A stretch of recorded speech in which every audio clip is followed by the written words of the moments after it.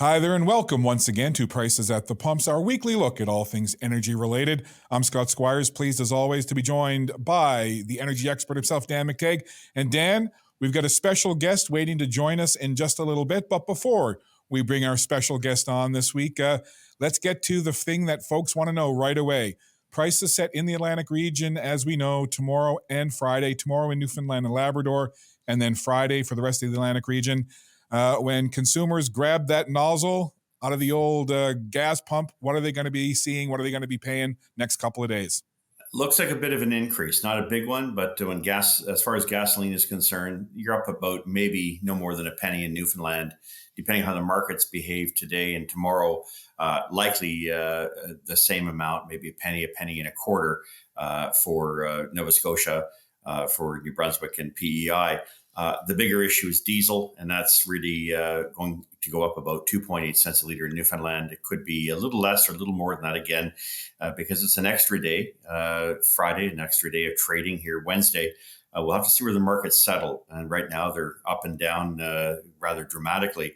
So I would say that for the rest of the provinces that see their price change come Friday, might be a good idea to top up on Thursday. And of course, if you're in Newfoundland, do so today as far as diesel and heating oil is concerned. We know that weather hasn't been crazy in Atlantic Canada, but that is going to change on the weekend. It's going to get a lot colder, and I would expect that there will be more pressure on diesel and heating oil prices more specifically.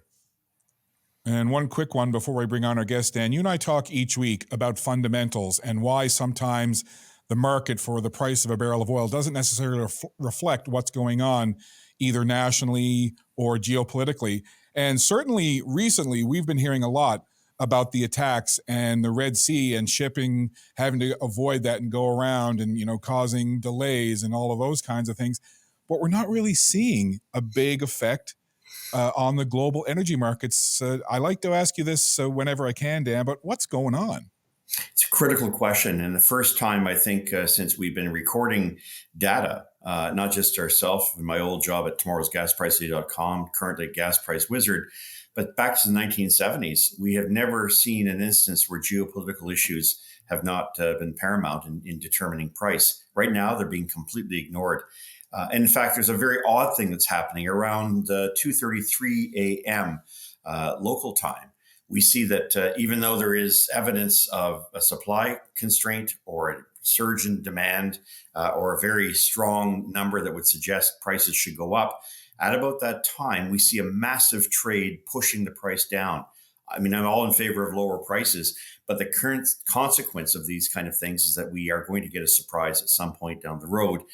Because the evidence suggests that not just the geopolitical situation, but also the demand and supply picture globally is not as rosy as some make it out to be. And so we have a very serious problem here in which fundamentals become more detached from reality. And that reality is going to sooner or later come back to hit consumers, not just in Canada, but also in Europe and North America. Lower gas prices, lower diesel prices, relatively speaking, increased demand and therefore put an even greater stress on supply. So fingers crossed, this starts to change, but this behavior has been around for some time. And a lot of analysts who've been around this for a long, long time are coming to the same conclusion. There's something dysfunctional about our energy markets. Well, Dan, one thing I can say over the couple of years that we've been doing this program each week is that a lot of the things that you and I talk about and a lot of the things that you put forward eventually over time tend to come to fruition. That's why it's always great to have an opportunity to speak with you every week and to see what prognostications from Dan McTeague are going to come to pass. So having said that, speaking of prognostications and somebody that folks like to listen to, especially a lot lately, bringing on the gentleman you see there on your screen, that's Dr. Sylvain Charlebois. He's the Agri-Food Analytics Lab from Dalhousie University. But lately, it's been a little bit of everything for you, Dr. Charlebois. First of all, thanks for joining us. And before we get into some of the things that you're currently speaking about and being talked to about, maybe just a breakdown exactly what it is you do on a day-to-day. Well, actually, every time I get up in the morning, I have no idea what I'm going to be doing because every day is different. But the lab's I would say the lab's focus is forecasting. It's about understanding the future of food, from both ends of the food continuum. So we look at farm gate issues, processing, distribution, trades, retailing, food service. So we cover quite a bit, and you need to cover the whole gamut to get a better sense of what lies ahead. I mean, for example, the Red Sea right now is a problem. So we're trying to figure out how logistical issues around the world, and that would include the Panama Canal, how could that impact food prices in North America and in particular in Canada? So that's kind of what we do at the lab. And so I have a team of about 15 or 16 people right now working on several projects, and it's been fun. It's been fun, and the whole idea is to actually publish and contribute to the scientific discourse around food security around the world. And Dr. Charlebois, before we started recording, I did check with you to make sure that it was okay that I refer to you as Sylvain. You gave the thumbs up. Yep. So from this point forward, I've been called worse. Me too. It shall be. Try politics, guys. So I want to get to some of the food issues in just a second, but as we have Dan here, something again Dan and I talk about each week is this push to electrification, and we understand that it's something that's got to happen. But, you know, with the push toward EVs and our government wanting us to basically drop oil and use heat pumps and net zero by a certain date, et cetera, one of the things Dan and I have been talking about a lot lately are heat pumps and whether or not they really are efficient, whether or not they work. And I asked that because, again, before we were recording, you told us that you took advantage of getting a heat pump. So before I get your answer to that, Dan, you and I talk about this all the time. What's your contention when it comes to heat pumps, their reliability, and how effective they are? Look, the drawbacks, despite what is being sold out there as a solution to the use of natural gas, propane, or heating oil, is that somehow they're cleaner, better for the environment, and they will be very reliable. In many cases, that may be true, especially in the summertime for air conditioning. But wintertime, we're talking about one of the most coldest climates in the country. And if you don't think that heat pumps do a great job, you only have to look at what's happening in Alberta, what's happening here. I'm in Toronto today. Temperatures hit minus 17 this morning. Heat pumps don't work in that kind of environment, unless, of course, we're talking geothermally backed heat pumps, in which case you're drawing it from the ground. But I don't know how many people have $100,000 sitting around, and it's certainly not something the federal government subsidizes. So there's a number of considerations. In my province of Ontario, power at this time of morning if you look at between 7 a.m. and 11 a.m., is 18.2 cents a kilowatt hour. So running these things isn't free, it isn't cheap, and it's likely to get more expensive. Those are the drawbacks that have never been really articulated or really pointed out to consumers. And I think for the federal government to launch head first into seeing this as a solution, for you guys in Atlantic Canada, yes, you get cold weather, but you also get sleet. Those little fans don't turn very well when sleet hits them, and they stop functioning. I can attest to that.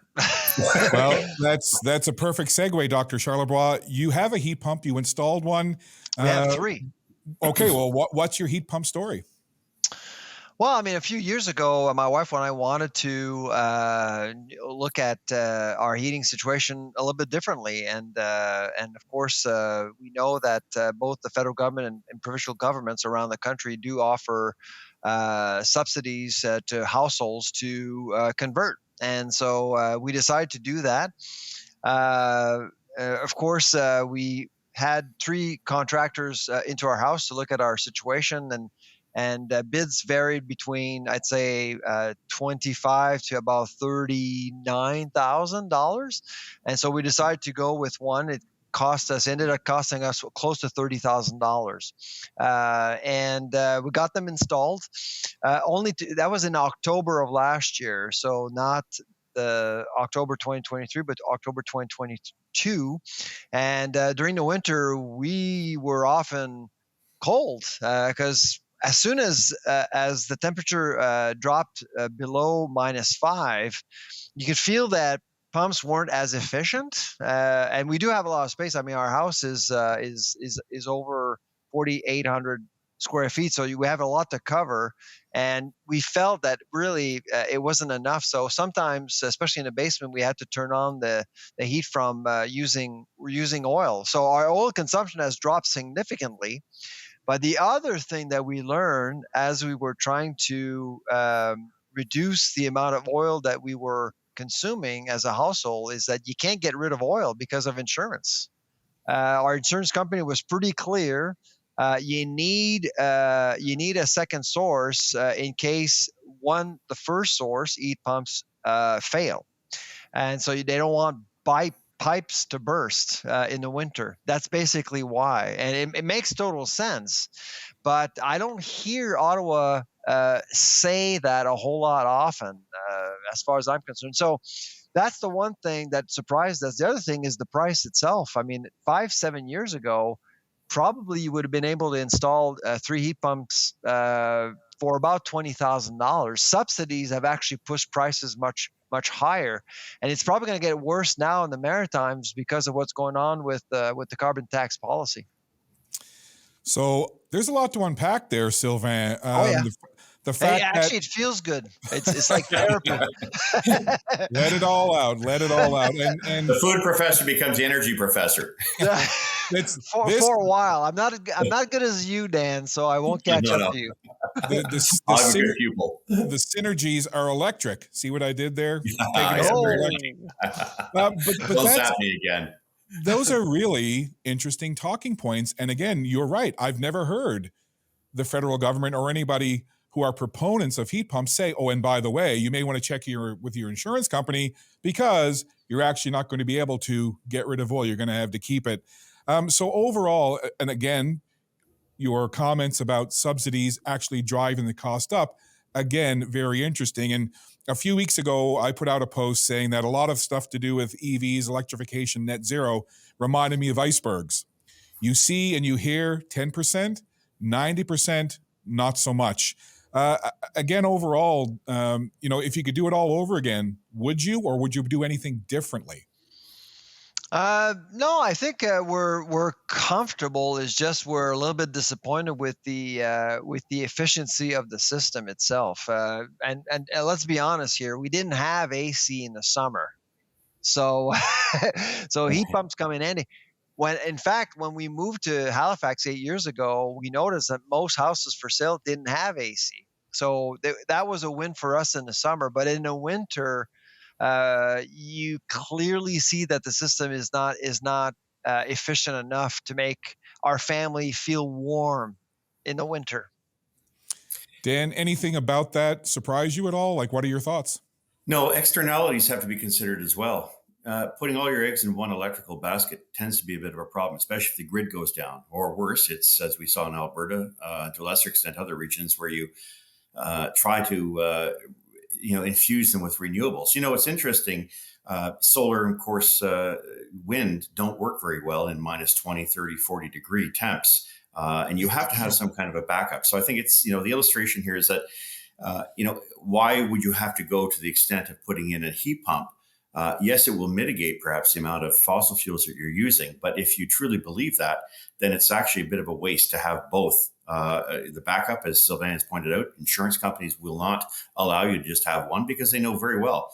And you're in Atlantic Canada, you're very well known for in temperate weather that brings in the kind of hurricanes that knocks out the power system for several weeks. We just saw that in New Brunswick 2 weeks ago. So I'm worried that we tend to take this great leap into the unknown. But as my old boss, Jean Cadet, used to say, you should make sure there's a little bit of water in the pool before you dive. Yeah, that's good advice. Yeah. and it's great as well, because again, Dan, you and I talk about these types of things each week, but to have someone like yourself, Sylvain, to be able to give a real world kind of analogy and experience, again, does give a lot of food for thought. Pardon the pun there again. See, I'm trying to work it all in for you guys. Electrification, food for thought. Food for thought. So we'll segue off of that for a minute and go back to kind of the food issues and some of what you do at Dalhousie University, Dr. Charlebois. But Dan and I, we talk about all the time fundamentals with oil and fundamentals with the energy sector and how geopolitical things should be having more of an effect, but they're not. But it certainly seems, and you reference what's going on in the Red Sea and some of the shipping lanes being shut down and, deliveries taking much longer. It brings to mind, and you hear the discussion about it all the time, and I'm not sure that a lot of people know exactly what it means, but you hear food security, what that means. As you look at things now from a national perspective, and you may even want to boil it down more to an Atlantic Canadian region because of that's where you live, but from a national perspective, with everything that's going on right now, post-pandemic, Red Sea, all of the geopolitical things, what are you seeing as perhaps the most challenging things to do with food security in this country? Yeah, no, it's a good question. So food security that concept is being thrown around a lot without knowing for sure what people actually mean by food security. And I always actually look at food security in three ways: access, safety, and affordability. So with access, I honestly don't think that most Canadians have a problem. People have access to food, except perhaps for the North, obviously. And because in the North, I mean, we all know of the challenges there. Safety, the record in Canada is actually quite strong, generally speaking. I know that we've had recalls, massive recalls recently, but generally speaking, Canada is doing very well from a food safety perspective. Again, except for the North, there's been some issues, and we all know some of the problems relate to water, access to clean water, which actually sometimes can actually make your food contaminated. So that's a problem. The big challenge is food affordability. And you have to look at affordability in two ways. On the one side, you look at the price of food, but the most important thing is wealth creation, salaries, how much money people actually have to spend. And that's been a challenge. And I'm not entirely convinced that food prices are the big issue in Canada. I think it has a lot to do with the income or the money people have to spend on food when they actually arrive at the grocery store. And the big challenge has been around, well, you guys talk about energy, but it's shelter. Shelter is another necessity of life, and shelter has been a challenge for a lot of households. So when they actually showed up at the grocery store in 2023, a lot of families, a lot of people basically had less money to spend, and they did spend less money. And I think that's really the biggest challenge in the Atlantic, in particular.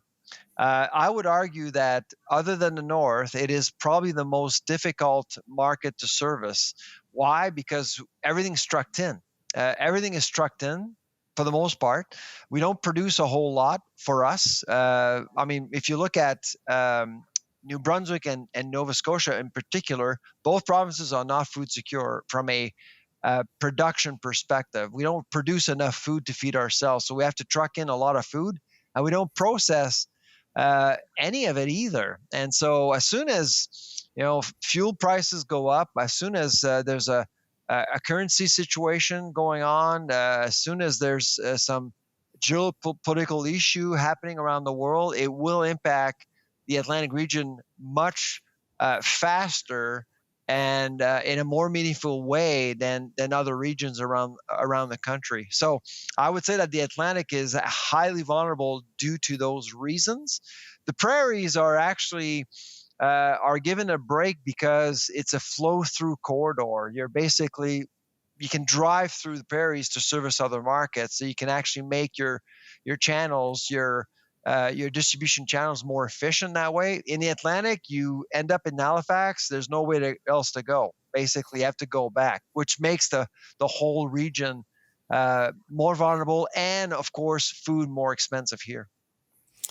And Dan, as you listen to Sylvain talk about those things, again, you and I each week talk about a lot of different things to do with energy and energy related.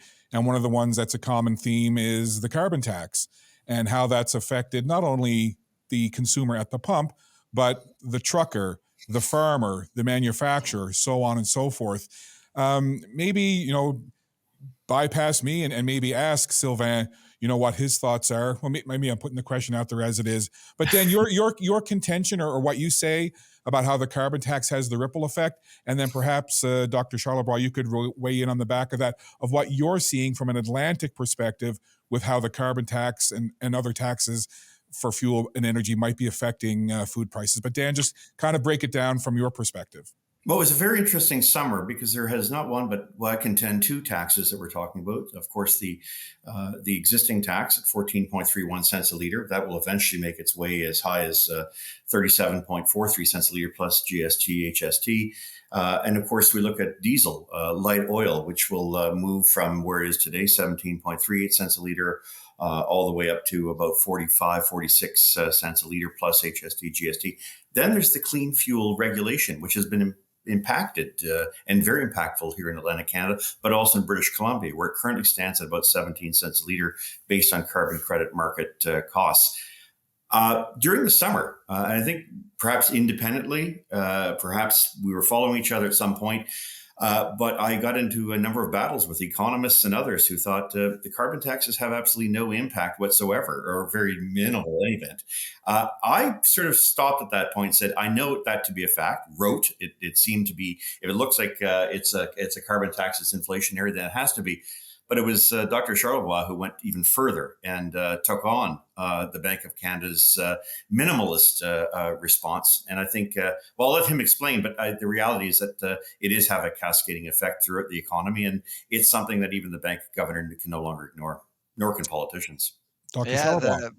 well, the narrative around minimizing the impact of the carbon taxes has been institutionalized in Canada, starting with the Bank of Canada, and I'm frankly a little bit shocked by the simplicity of the approach. I mean, I think I posted on X exactly the response I got from the Bank of Canada when they said that really. The carbon tax impacts retail prices or inflation, or the impact is quite minimal. The fraction is 0.15 percentage point per year. And when you actually look at the rationale, they only look at three elements of the CPI, which is, again, undermining everything else, including food and shelter and the rest of the economy. They don't necessarily look at the compounding impact of the carbon tax either on our economy. So, and I know that there are some economists out there claiming that the carbon tax has little or no impact on food prices, retail. Again, I am shocked by how some experts out there are misleading the Canadian public. So if you understand food economics, you'll understand that at retail, a lot of things can happen. A lot of things can happen. To basically correlate a policy like the carbon tax with retail is close to impossible. So any economist who claims that the carbon tax is having either a very important impact or no impact at all, that person has no idea what food economics are all about. But here's the thing, and this is where I'm really concerned about this policy. And I testified before FINA and told them exactly what I'm going to say here is that I actually do think that the carbon tax is compromising our food economy's competitiveness. From farm gate to plate. I mean, I do believe that it's putting more of a financial burden on our stakeholders, which actually is going to impact eventually food security and our consumers. So again, it's hard to pinpoint a coefficient understanding how the carbon tax is impacting retail, but over time, one can only imagine that food security will likely be compromised as a result of this policy. And you can do whatever you want as a government to mitigate the impact of climate change. But if you don't know what lies ahead, if you don't know exactly how your population is going to be impacted from a food security perspective, that's a humongous, unacceptable blind spot from a policy perspective. Yeah. And Dan, again, just your reaction to that.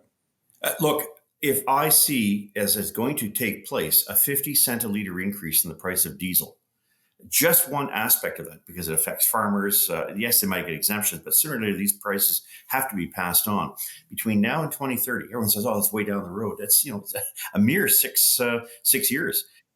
Yeah, I mean, look, it doesn't. I can tell you, we're talking about policies of 2018. Isn't that far? Isn't that far in the rearview mirror?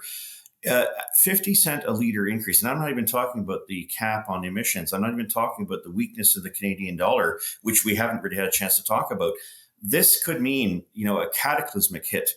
Beyond the question of affordability, to the point that we won't have much of an agricultural sector to match the fact that we don't have a manufacturing sector to match the fact that we've hurt and perhaps injured our oil and gas sector. These are all bread-winning industries that provide revenue for the government, that provide impetus for the economy, and help consumers manage to make ends meet. So if things are this bad now, when it comes to fuel prices and the cost of living, you can only imagine how bad it's going to be in 2030. And I just don't think, having had experience as an 18-year member of Parliament who once had the consumer energy file for the current governing Liberals, I can't imagine how they can be oblivious to this. And I think the public is now starting to see a significant detachment from the narrative that says we can just do these things, don't worry about it, it won't hurt you. It's hurting, and it's hurting badly. Well, it's interesting. When we record these each week, Dan, I spend time picking certain clips that we publish as individual YouTube shorts to give people a little glimpse of what we're doing and also promote the longer video. I don't know how I'm going to pick the clips from this one, because there's so much really good and new information. And I certainly appreciate the expertise of both of you. And Dr. Charlebois, before we let you go, I want to ask you about something that you have found yourself now directly in the middle of it. You opened up Pandora's box, if you will, in a good way, and thankfully for consumers to know. But I know here in this region, I do all the shopping.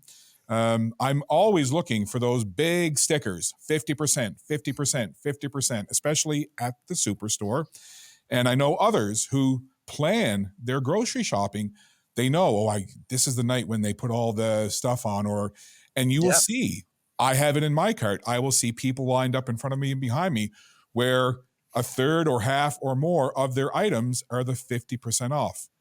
You discovered a move by Loblaws, which is the parent company of No Frills, Atlantic Superstore, etc., to go away from the 50% policy and make it 30%. How did you make that discovery, and what's it been like the last few weeks since you put it out there and eventually Loblaws did say, yep, that's what we're doing? What's it been like? Well, the last couple of weeks, I was getting insider information about the policy, and I was just waiting for Loblaws to make an announcement or some sort of announcement, and they never did. So last week, I was at the airport, and when you're at the airport, you're always trying to find something to do to remain sane when your flight is late. And so basically, I just thought I'll just email Catherine Thomas from Loblaws, the VP of Communications, who I know and respect, and ask her, listen, is this true? And she said, yep, it's true. And we're starting our policy on January 14th. And the rollout is over several weeks, and it will impact the Maritimes next weekend. And but in the message, it was saying that we're just following the competition. Basically, we're just aligning our policy with the competition. And so I replied back to Catherine, can I post this on social media? Like, can I just copy and paste your message? And she said, sure, no problem. And I did. And the rest is history. I mean, I knew it was. I mean, let's think about this. We're mid-January. People are getting their bills from the holidays. A lot of people are stretched. 19 to 20% of Canadians go to the grocery store and will proactively look for these Enjoy Tonight deals all the time on a regular basis. I mean, and Loblaws can buy love right now. So one would think, maybe it's not the right time to do this. Maybe you may want to read the room a little bit, but they didn't. So they are going ahead with the change. And I just think it's just not the right time to do this. And again, I don't want to dispute a company's decision to do anything with discounting. They can do whatever it wants. That's Loblaw's business. But at the end of the day, you have to look at two things. One, are we expecting all grocers to offer similar deals now? Is that how it's going to work? And two, you may want to work on your PR, Loblaw. I mean, right now, a lot of people don't like you. You've done a lot of things the last few years that really are head scratchers, and that's another one. And to talk about the 50 to 30, some might say, well, you're still saving 30%, but I can tell you social media blew up. This is being discussed. You did, yep. Yeah, this is being discussed by rank and file Canadians at every level. Radio stations have done polls about it. All or most media networks have done some form of story on this. It's huge news. And to go back to a term that I remember when I was first in broadcast school, it's water cooler talk. It's what everybody's talking about. What was your expectation when you had this insider information and then you got the confirmation? Were you thinking that it would get this kind of attention? And where do you think it goes from here? I was. I've gone through this rodeo before. Dan knows this. I mean, I'm an academic, but I don't like when corporations, and I'm a big free marketer, like I just don't like when corporations disrespect media and disrespect consumers. And to me, it was a little disrespectful. And the worst part is happening now. Loblaw has not spoken to one single reporter. That's it. The only thing we have from Loblaw is that email I sent out to a lot of different reporters because they were just looking for some confirmation. Reporters can't write an article without any sort of confirmation. So you can tell that this is really something. Loblaw knew that this was bad news for people happening at the wrong time. And of course, in light of the CPI report yesterday, I don't know if you looked at the inflation numbers yesterday, they're not good. They're not great. And so things are stalling right now. And so consumers need all the break they can get. Dan, again, we're going to wrap up here in just a minute, but just again, a couple of thoughts on some of what Dr. Charlebois just said, especially to do with inflation.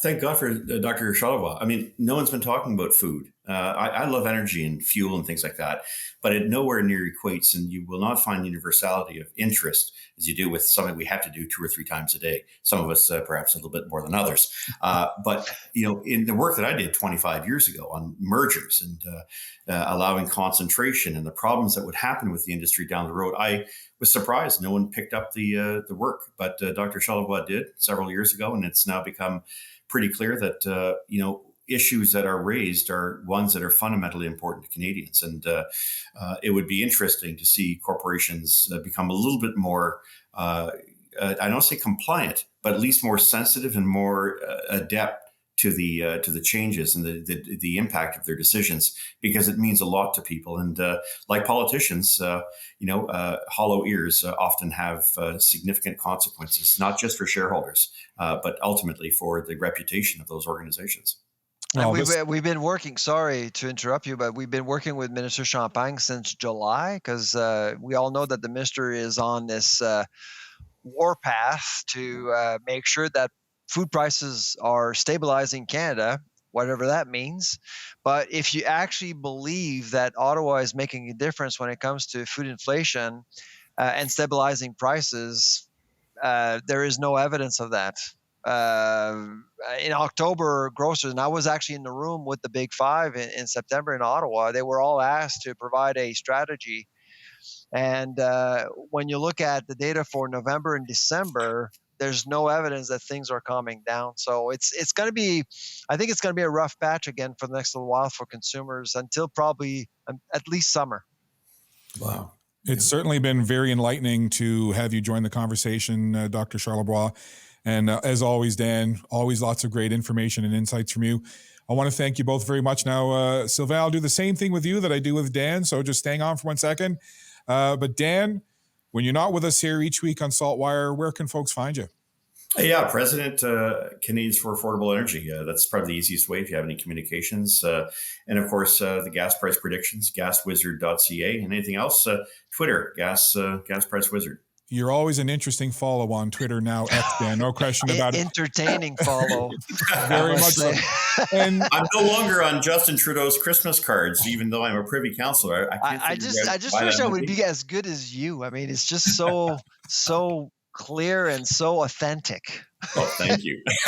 And same thing for you, Sylvain. You know, I connected and found you obviously via the work that you do and that you post on X. But if folks want to learn more about you and what you do at the university and what Dalhousie does with your day-to-day and other things that you're doing with food pricing, what's the best way for folks to follow you, find you, connect with you? Yeah, so you can just look up Agri-Food Analytics Lab at Dalhousie University. All our research is available for free. We have tons of reports on several issues. They're available in both French and English. And on social media, of course, I'm very active on X, and you can just look up Food Professor. Gentlemen, this has been... we have a podcast as well. If you don't mind, plug it. Go for it. Plug it. Let us know where it is, what it's called, where to find it. The Food Professor podcast is, accidentally a top-ranked podcast. We're having a lot of fun. Michael LeBlanc is the producer of the podcast. He's doing a great job, and we've been at it for 5 years now, and so we're in the top 20 of Apple. We've been there for a while, so it's been great. So what you're telling us is we've invited an influencer on the prices at the pumps. Maybe. I don't know. Well, again, thank you both for your time. Down the road, if you're willing to come back on and join us again sometime, Sylvain, we'd love to have you on, sir. Thank you for inviting me. Thank you, gentlemen. Great to see you. And Dan, we'll look forward to doing it again next week. You got it. Take care. Bye, Scott. Bye, Sylvain. Bye-bye.